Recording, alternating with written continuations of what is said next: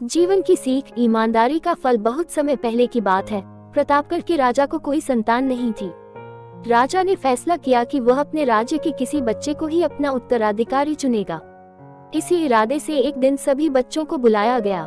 राजा ने घोषणा की कि वह वहां मौजूद बच्चों में से ही किसी को अपना उत्तराधिकारी चुनेगा।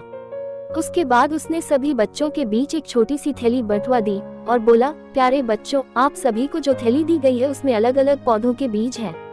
हर बच्चे को सिर्फ एक ही बीज दिया गया है। आपको इसे अपने घर ले जाकर एक गमले में लगाना है। 6 महीने बाद हम फिर यहाँ इकट्ठा होंगे और उस समय मैं फैसला करूंगा कि मेरे बाद प्रतापगढ़ का अगला शासक कौन होगा। उन्हीं लड़कों में ध्रुव नाम का भी एक लड़का था। बाकी बच्चों की तरह वह भी बीज लेकर खुशी खुशी अपने घर वापस पहुँच गया। माँ की मदद से उसने एक गमला चुना और उसमें और अच्छे से उसकी देखभाल करता। दिन बीतने लगे, पर हफ्ते 2 हफ्ते बाद भी ध्रुव के गमले में पौधे का कोई नामो निशान नहीं था। वही अब आसपास के कुछ बच्चों के गमलों में उपज दिखने लगी थी। ध्रुव ने सोचा कि हो सकता है उसका बीज कुछ अलग हो और कुछ दिनों बाद उसमें से कुछ निकले, और ऐसा सोचकर वह पूरी लगन से गमले की देखभाल करता रहा।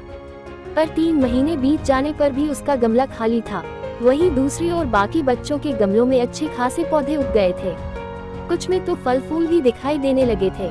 ध्रुव का खाली गमला देख सभी उसका मजाक बनाते और उस पर हंसते, यहाँ तक कि कुछ बड़े बुजुर्ग भी उसे बेकार में मेहनत करने से मना करते। पर बावजूद इसे ध्रुव ने हार नहीं मानी और लगातार गमले की देखभाल करता रहा। देखते देखते 6 महीने भी बीत गए और राजा के सामने अपना गमला ले जाने का दिन आ गया। ध्रुव चिंतित था क्योंकि अभी भी उसे गमले में कुछ नहीं निकला था। वह मन ही मन सोचने लगा, अगर मैं ऐसे ही राजा के सामने चला गया तो सब लोग मुझ पर कितना हंसेंगे, और कहीं राजा भी मुझसे नाराज हो गया और सजा दे दी तो किसी को यकीन नहीं होगा कि मैं बीज में रोज पानी डालता था। सब मुझे कितना आलसी समझेंगे। माँ ध्रुव की परेशानी समझ रही थी। उसने ध्रुव की आंखों में आंखें डालकर कहा, नतीजा जो कुछ भी हो, तुम्हें राजा को उसका दिया हुआ बीज लौटाना ही चाहिए। तय दिन सभी बच्चे राजमहल के मैदान में इकट्ठा हो गए। वहाँ एक से बढ़कर एक पौधों का अंबार लगा था। रंग बिरंगे फूलों की खुशबू से पूरा महल सुगंधित हो गया था। ध्रुव का खाली गमला देख बाकी बच्चे उसका मजाक उड़ा रहे थे कि तभी राजा के आने की घोषणा हुई। सभी बच्चे शांति से अपनी जगह खड़े हो गए। सबके अंदर बस एक ही प्रश्न चल रहा था कि कौन बनेगा राजा। राजा बच्चों के बीच से होकर आगे बढ़ने लगे। वह जहाँ से भी गुजरते बच्चे तनकर खड़े हो जाते और अपने आप को योग्य उत्तराधिकारी साबित करने की कोशिश करते। तमाम खूबसूरत पौधों को देखने के बाद राजा की नजर ध्रुव पर पड़ी। क्या हुआ, तुम्हारा गमला खाली क्यों है? राजा ने पूछा।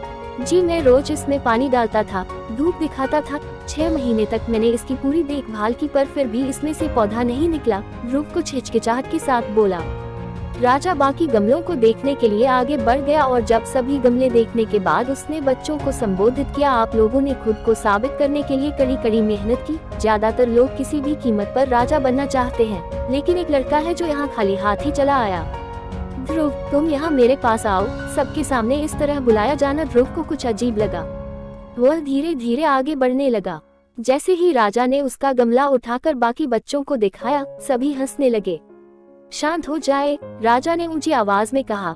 6 महीने पहले मैंने आपको बीज दिए थे और अपने अपने पौधों के साथ आने को कहा था। मैंने आपको जो बीज दिए थे वो बंजर थे। आप चाहे उसकी जितनी भी देखभाल करते उसमें से कुछ नहीं निकलता। लेकिन अफसोस है कि आप सबके बीच में बस एक ध्रुव ही है जो खाली हाथ यहाँ उपस्थित हुआ है। आप सबको उससे सीखना चाहिए। पहले तो उसने ईमानदारी दिखाई कि और लोगों की तरह बीज में से कुछ ना निकले पर दूसरा बीज नहीं लगाया, और उसके बाद खाली गमले के साथ यहाँ आने का साहस दिखाया, ये जानते हुए भी कि लोग उस पर कितना हंसेंगे, उसे कितना अपमानित होना पड़ेगा। मैं घोषणा करता हूँ कि ध्रुव ही प्रतापगढ़ का अगला राजा होगा। यही उसकी ईमानदारी का फल है।